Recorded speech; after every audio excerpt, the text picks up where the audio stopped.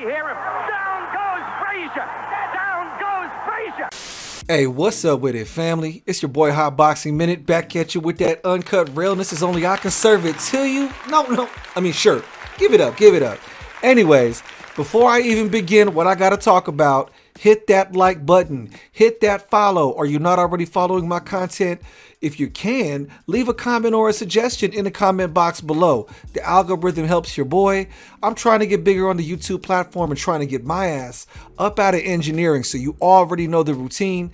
This weekend, we had an awesome fight out there in the UK at the AO Arena in Manchester, England, a rematch between Liam Beefy Smith or Chris Eubank Jr. Chris Eubank Jr. won the fight, so I guess we should call it the fight between Eubank and Smith. I don't really know what the designation is for that one, but Liam Smith. Chris Eubank Jr. got the 10th round stoppage over Liam Beefy Smith.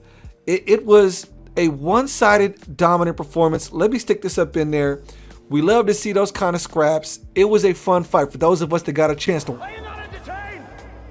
Are you not entertained? Just not why you were here? I was thoroughly entertained. I got zero complaints, folks. I know a lot of people probably do, but I thought it was a great fight. He finished him in the corner and essentially just did what it was he had to do to get the win. You could see your boy just kind of out there in the corner. 1 minute and 45 seconds into round 10. Referee Kenny Parker was like, "No mas, man. He can't handle it no more. He can't handle it no more." You got to give your credit and take off your hat to that man, Chris Eubank Jr. Hats off to that man. Another round of applause. Let's go, y'all. Another round for that man. The amount of demons that Chris Eubank Jr. had to overcome to beat Liam Smith. Obviously, Chris Eubank Jr. has a lot of critics, especially here stateside. I don't know what the climate is over there in the UK.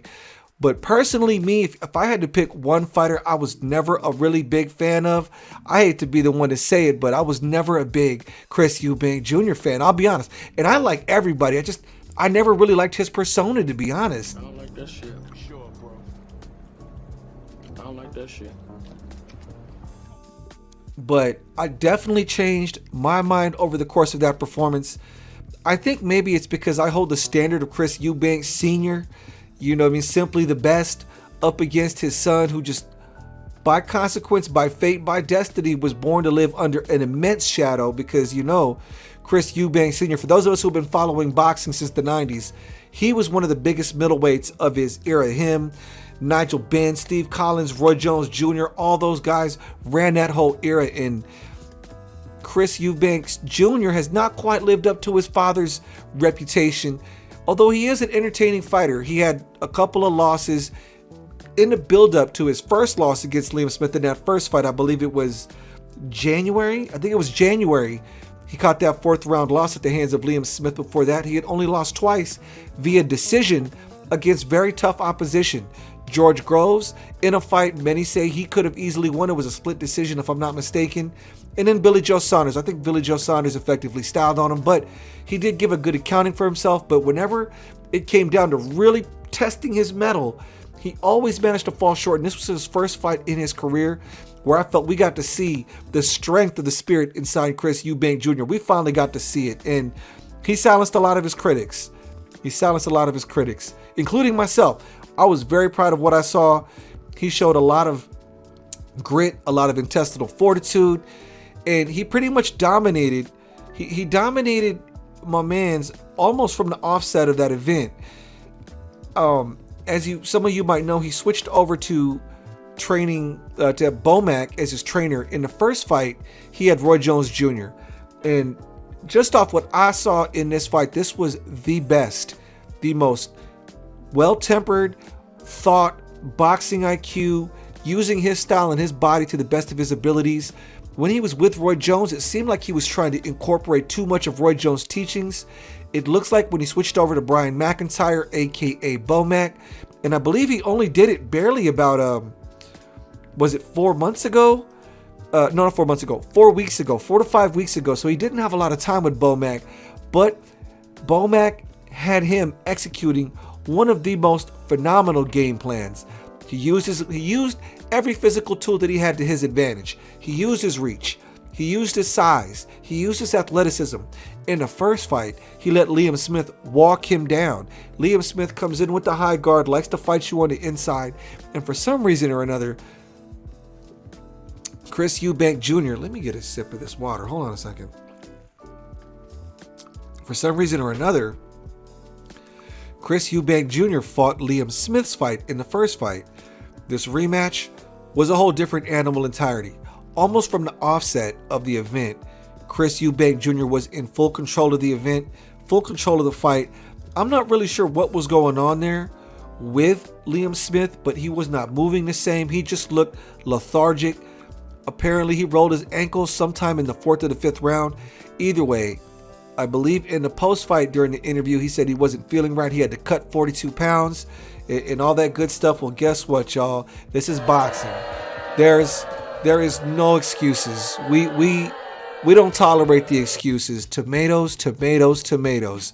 No knock on Liam Beefy Smith, y'all, but every fighter comes into a fight, or most fighters come in with some type of injury, some nagging kind of ache. During training, it's brutal. They're sparring a lot. They're running a lot. They're doing strength and conditioning. They're not going to be up to 100%, and eventually it gets to a point where they'll come into a fight injured. And I'm sure, Chris Eubank Jr. didn't really speak too much on it, but I have no doubt that there were moments for him in the build up to this fight where he felt like he wasn't 100%, but he had a lot of demons to shake, and he shook them quite well. He shook them quite well to the tune of a stoppage victory over Liam Smith in arguably the best performance that I've ever seen from Chris Eubank Jr. Undoubtedly, I've never seen Chris Eubank Jr. look that good. So what's next for Chris Eubank Jr. after this monumental win? Right now he stands at 33-3 with 24 knockouts. And what I can do right now is I'll pull up the rankings in the middleweight division, and he's doing all right in the middleweight division. Let me see if I can pull this up right here. I'll share the screen with you right now. If you take a look at what we got going on here, you've got Gennady Golovkin in the number 1 position. Janibek Alamkhanali, number 2. Carlos Adames. Liam Smith is 4th. Right here at number 9, you got Chris Eubank Jr. I think, obviously, these rankings are going to change as soon as they decide they want to address this within the ranking system because he just lost. So you can count on Chris Eubank Jr. moving up. You can count on Liam Smith moving down. And Eubank Jr. is in a real nice position right now. He can fight any number of opponents. Conor Benn did not hesitate to chime in. He left something on his Instagram story, and he said, "Not impressed. It's curtains in 4 rounds if you fight me at 160 pounds." Well, is Conor Benn on the clomiphene? Is he on the egg diet? Man, this is some bullshit! I don't know if he is or if he isn't. He has been adamant about his innocence ever since the clomiphene thing popped off. As far as I know, he has not gotten his license back to box in the UK, but he does have a license to box in the United States. I heard a rumor that he was supposed to be trying to work on a fight deal with Blair the Flair Cobbs for a fight event in Orlando, the Jessica McCaskill Sandy Ryan event. We'll see how that further along develops. Obviously, there's a lot of history in Nigel Benn and Chris Eubank Jr. fighting because their fathers had arguably the greatest British middleweight rivalry in all of British boxing history, one of the greatest middleweight rivalries in boxing history, period. So I'm sure that alone would pump out massive amounts of pay-per-views. Obviously, the British fan support, it will sell out. Stick it in Manchester. Why not? See what happens. I think they could pack an arena. They could pack a stadium. I don't know if they could pack a stadium for a non-title fight. They could pack Manchester Arena. I know they can do that. And let's see who else a possibility that was mentioned in the post-fight. Chris Eubank Jr. did also say Triple G Gennady Golovkin, and that to me was the big issue for me with Chris Eubank Jr. And I'm gonna boo him for that one. Let's boo him. Bring it up. Yeah. There was a time when Triple G Gennady Golovkin was the most dominant middleweight in the world. Chris Eubank Jr. wanted no parts of him. Well, Gennady Golovkin is now 40 years old. As far as I know, he's not holding any titles, and he's on the brink of retirement. Maybe Maybe a fight with Chris Eubank Jr. will convince him to come out of retirement or whatever weird frozen status that he's in right now, because that would probably be the biggest money fight and the biggest name for Chris Eubank Jr. at this point in his career. Either that or Conor Benn. I'm not so sure about the rematch with Liam Smith. Liam Smith, as it stands right now, is 33-4. He dropped his fourth fight. He's lost to Chris Eubank Jr. He lost to Kurbanov, Munguia, Canelo. At one time, he was a belt holder. I believe it was the WBO that he lost to Canelo. And I think Liam Smith overall kind of overachieved. No knock to Liam Smith, but he really had a style that was rather one-dimensional and not very dynamic, to be dead honest. It was very much high guard, walk in, heavy pressure, and just kind of grind people out. And it's a young man's approach. There wasn't a lot of real technical, slick nuances to his game. And we saw in this fight against Chris Eubank Jr., his head movement was almost non-existent. So I don't know if that's a sign of age or if Liam Smith has just reached his pinnacle as a boxer and should call it a career. I don't think he should step directly into a rematch with Chris Eubank Jr. Not with that Chris Eubank Jr. Not with that dominant one-sided win. At least the first fight was rather competitive up until it stopped being competitive.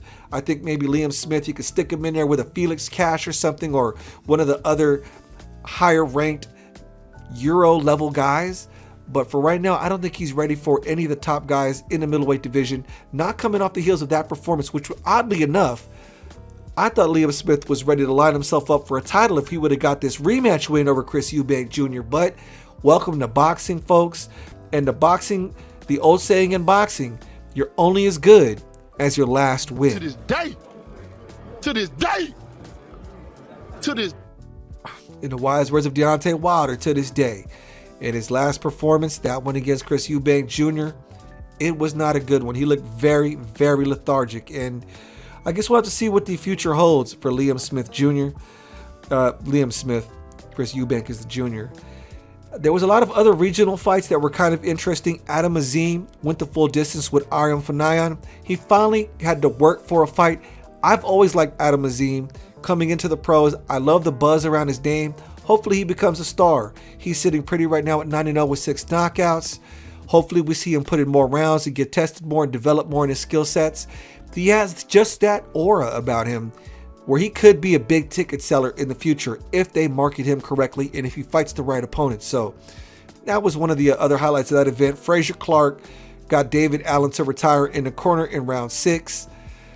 David Allen, White Rhino, has had a fun career. He was a fun, sturdy journeyman. He doesn't have it anymore. That fight, I'll be honest, kind of sucked. Great showcase for Frazier Clark, but we didn't get to learn any more about Frazier Clark than we knew before coming into that fight with David Allen. I think David Allen might seriously want to consider it a career maybe, unless he just wants to be a quality stepping stone in the Euro circuit. That's on him. Frazier Clark is looking at David Adelaide or possibly a fight with Fabio Wardley for that British Commonwealth heavyweight strap. I'd be interested in seeing that. Frazier Clark is very athletic.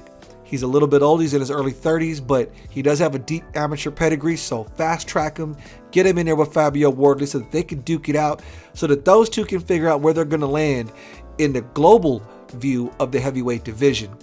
Jack Cullen, fabulous performance. 3-round knockout of Mark Heffron. I look forward to seeing them again. Michaela Mayer shut out Sylvia Bortart. I had it 190. That was my score. The talk now is Michaela Mayer doing a title fight with Natasha Jonas. That fight intrigues me stylistically. Those two are very disciplined, lengthy amateur pedigrees. That would be an awesome fight. So I'll follow that and the talks around that fight as it progresses. I would love to see Michaela Mayer in the ring with Natasha Jonas. Florian Marcoux got the 1-round TKO mollywhopping of Dylan Moran. They were talking a lot of trash to each other in the build-up to this fight. Clearly, Florian Marcoux with the Star Wars character name and the big Albanian following out there separated himself from the rest of the pack and had a dominant 1-round stoppage over Dylan Moran. I look forward to seeing them again in the future. But anyways, folks, that's where I'm going to end the video. Once again, big shout out to the man himself, Chris Eubank Jr. He did it, folks. He did it, folks. So I look forward to seeing what's up next with him. What did you think about the fight, folks? What's next for Chris Eubank Jr.? Let me know in the comments section. Hit that like button. Are you not already following my content? This is Hot Boxing Minute, folks. The future of boxing analysis on YouTube and TikTok. Till next time, peace.